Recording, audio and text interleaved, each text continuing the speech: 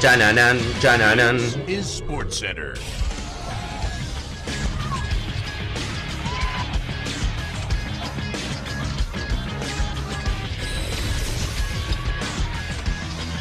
Hola gente, ¿cómo andan? Un saludo grande para todos, yo soy Saño, les traigo un nuevo video al canal. En el día de hoy vamos a estar hablando acerca de por qué en el fútbol actual está desapareciendo el número 9 o centro delantero. Hablé hace muy poco acerca de este tema y la problemática que estaba teniendo el Real Madrid para encontrar un suplente de Karim Benzema y un jugador que pueda ocupar la posición de centro delantero, y muchos me recordaron en los comentarios, y tienen razón, que es una problemática que no solamente tiene el Real Madrid, sino que a lo largo de la última temporada han tenido muchos equipos importantes de Europa.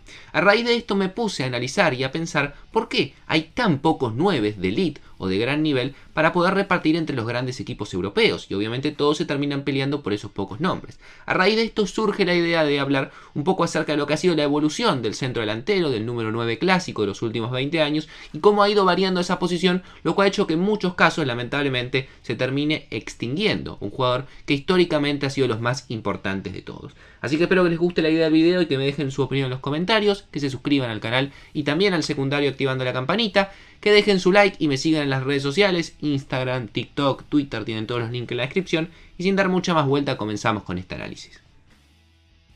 Como les decía recién, en los comentarios del video que hice respecto al Real Madrid y la problemática con el centro delantero ante la salida de Benzema, de Mariano, la llegada de Joselu, pero la falta justamente en los últimos años tanto de un suplente para Benzema y en la actualidad de un delantero que pueda suplir como 9 titular al delantero francés, muchos me mencionaban que hay otros equipos que lamentablemente también tienen este problema de tener una carencia ofensiva, sobre todo en el centro delantero. Como les comentaba, el caso del Real Madrid probablemente sea uno de los más emblemáticos. Sin Benzema, sin Mariano, con la llegada de Joselu, igualmente es el único delantero centro. Podemos agregar si quieren a Álvaro Rodríguez, que es el delantero joven uruguayo, pero le falta sin duda un centro delantero de renombre, de elite, como muchas veces se dice, que al día de hoy todavía no ha conseguido. Pero no es el único equipo. Por ejemplo, la última temporada el Manchester United terminó jugando la segunda etapa con Weghorst, el jugador de los Países Bajos, como centro delantero, y un jugador que, si bien para mí no lo hizo del todo mal, jugó 30 partidos y solamente marcó 2 goles, y ninguno de ellos por Premier. Realmente, en cuanto a la función de centro delantero o finalizador de las jugadas, estuvo lejos de poder cumplir las expectativas de un club tan grande como el United. Y el suplente que tenía era Anthony Martial, que jugó 29 partidos y marcó 9 goles. Realmente el United es un equipo que debería ir a buscar un 9 en este mercado. Lo mismo pasa, por ejemplo, con el Chelsea, un equipo que tuvo a Kai Havertz, que para mí no es un número 9 ni un centro delantero, sino es más un volante ofensivo o si quieren media punta, que tuvo que hacerse cargo de esa posición, jugó 47 partidos, marcó 9 goles. Armando Broja, que lamentablemente se lesionó al principio de la temporada y no pudo ser una alternativa, y Aubameyang, que prácticamente no contó, jugó 15 partidos y marcó un único gol. El Bayern Múnich le pasó lo mismo con la salida de Lewandowski, quedó como 9 titular Eric Choupo-Moting, que no lo hizo nada mal, jugó 30 partidos, marcó 17 goles, pero la realidad es que no es un 9 de elite ni mucho menos, y la gran mayoría de los tantos que marcó fueron con equipos inferiores del fútbol alemán. Y la variante que tenía era el joven Mathys Tel, este joven delantero francés, que jugó 28 partidos y marcó 6 goles. La realidad es que son 4 equipos que son de los más importantes del continente europeo, que prácticamente no tienen 9 en la actualidad y que van a tener que salir al mercado a buscar. Pero también hay otros casos de equipos importantes que, si bien no están tan urgidos de un número 9, la realidad es que tienen o una única referencia de área a lo largo de la última temporada, o tienen varias opciones pero ninguna termina de convencer. Un claro caso es el del Barcelona, que tiene a Robert Lewandowski, que es un gran número 9, pero es el único centro delantero típico que tiene en el plantel. Hoy en día, si no está Lewandowski, tiene que improvisar con Ansu Fati, con Ferran Torres como una especie de falso 9, pero no tiene una alternativa, y seguramente en este mercado de fichajes termine trayendo justamente ese estilo de jugador. Algo similar pasa con el Paris Saint-Germain, que tiene como principal número 9 a Kylian Mbappé, pero él muchas veces lo ha dicho y creo que vamos a coincidir, Kylian no es el típico número 9, más allá de que literalmente en ataque puede jugar en cualquier lugar, tanto en el costado derecho, en el costado izquierdo como en el centro del campo. Es un jugador muy completo que siempre va a marcar goles, pero él ha dicho muchas veces que se sentiría mucho más cómodo si él jugara con otro centro delantero, como por ejemplo hace en la selección francesa con Olivier Giroud, y él estar mucho más suelto. Lamentablemente jugar de 9 lo termina encasillando y limitando, y también lo hace más fácil de marcar para los defensores. El Milan justamente es otro equipo, tiene a Olivier Giroud, que ya está grande, no lo hizo mal, marcó bastantes goles en esta última temporada, pero sus opciones son Origi e Ibra, dos jugadores que no van a seguir en el equipo y que van a tener que salir a buscar también una alternativa a Giroud, o por qué no, también un 9 titular. Lo mismo con el Atlético de Madrid, jugó Morata, que marcó algunos goles, pero la realidad es que fue más suplente que titular. La alternativa es Depay, que para mí no es un 9 típico, pero si lo quieren contar tampoco tuvo tantos minutos, terminó jugando gran parte de la temporada con Antoine Griezmann y con Angelito Correa como titulares, y la Juventus, que tiene también varias opciones, pero su principal arma, que es Dusan Vlahovic, la verdad que no tuvo una buena temporada, más allá de la juventud que tiene y que todavía obviamente puede seguir creciendo y volver a tener el nivel que le vimos en algún momento en la Fiorentina. La revista británica 442 hizo una lista de los 10 mejores centrodelanteros de la actualidad.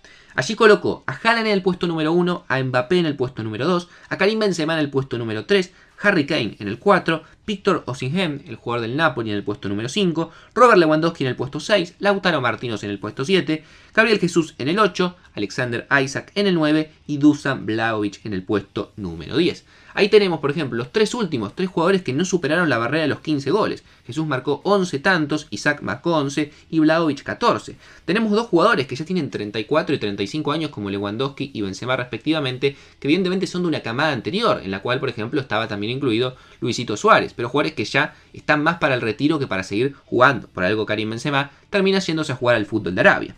Digamos que de los otros 5, Mbappé para mí, ya les vuelvo a decir, no es el típico 9. Así que digamos que 4 delanteros podemos considerar al día de hoy como de elite que tiene el fútbol europeo y que comprobadamente lo han hecho muy bien en sus equipos y en las respectivas ligas. Haaland obviamente, Harry Kane, Víctor Osimhen, que lo ha hecho muy bien en el fútbol italiano, y Lautaro Martínez, que también lo ha hecho bien en el Inter. Son los 4 grandes delanteros que al día de hoy podemos encontrar en el fútbol europeo. Al haber tantos equipos que necesitan un centro delantero, porque es una posición clave en el terreno de juego, y al haber tan pocos de elite, esto lleva a que los equipos terminen sobrepagando muchas veces jugadores que solamente habían tenido una buena temporada o un buen semestre y se pague muchísimo dinero por ellos. Lukaku es el ejemplo más claro. Es un jugador que ha tenido 3 transferencias carísimas en su historia. 113 millones pagó el Chelsea por él, 85 millones pagó por él el Manchester United y 74 el Inter, y solamente rindió en el conjunto italiano. El caso de Darwin Núñez, el Liverpool entre variantes y fijos va a pagar casi 100 millones de euros por un jugador que venía de tener una buena temporada en el Benfica. Vlahovic en su momento la rompía toda en la Fiorentina y pagaron 81 millones de euros, hoy en día en la Juventus no rinde a ese nivel. Lo mismo con Kai Havertz, el Chelsea lo compró del Bayer Leverkusen en 80 millones de euros. Osimhen en su momento cuando llegó del Napoli fue bastante costoso, 75 millones de euros, es verdad, después de una temporada muy mala terminó rindiendo. Isak en el Newcastle pagaron 70 millones de euros. Morata en su momento el Chelsea siendo suplente en el Madrid pagó 66 millones. Luka Jovic justamente el Real Madrid pagó 63 millones. Y en la actualidad los Osimhen, los Kane, los Lautaro Martínez, los Vlahovic, los Kolo Muani, inclusive los Gonzalo Ramos, el jugador del Benfica, son futbolistas que son muy pretendidos por los mismos equipos que tienen mucho dinero y sus equipos actuales no piden menos de 100 o 120 millones de euros por su ficha. ¿Por qué? Porque saben justamente la dificultad de poder encontrar una referencia de área en la actualidad. Ahora bien, ¿qué ha llevado en la actualidad a esta escasez tan grande de centro delantero o número 9 de elite, obviamente, o grandes jugadores? Porque hay muchos número 9, nadie lo va a negar, como todas las posiciones en el fútbol, pero lo que está faltando al día de hoy son número 9 que puedan jugar en los mejores equipos de Europa. Por eso, como hemos mencionado, son tan pocos y se pide tanto dinero por ellos. Para mí, el fútbol ha cambiado en los últimos 20 años, y es una realidad. Antes las jugadas, para finalizarlas, tenían como requisito que terminen en los pies del centro delantero. 9 de cada 10 jugadas, después de armarlas y después de dejar a un jugador frente al arco para finalizarla, terminaban en los pies del número 9. Ya sea con un gol, ya sea con un tiro al arco atajado, ya sea con un tiro desviado, pero el número 9 era el que tenía el rol, después de haber gestado la jugada a todo el equipo, de finalizar justamente con la misma. Hoy en día no es así, ni mucho menos. Hay un sentido mucho más grande de lo colectivo en general en todos los equipos europeos. Desde los extremos que juegan en general a pierna cambiada, antes teníamos el extremo izquierdo que era zurdo y tiraba centro del 9, y el extremo derecho que era derecho y le tiraba centros al 9. Hoy en día es mucho más común y en la gran mayoría de los equipos importantes de Europa, el extremo izquierdo es derecho y el extremo derecho es zurdo para enganchar hacia adentro, para finalizar las jugadas ellos. Como vamos a ver, en muchos de los equipos justamente los extremos son los que tienen mayor cantidad de goles y no tanto el centro delantero. Sin duda también hay una participación mucho más importante tanto en la gestación como en la definición por parte de los volantes que llegan desde atrás y se suman a las jugadas, lo cual obviamente requiere por parte del número 9 para poder integrarse en el juego, para poder crear espacios que tenga muchas mayores características que lo que tenía antes.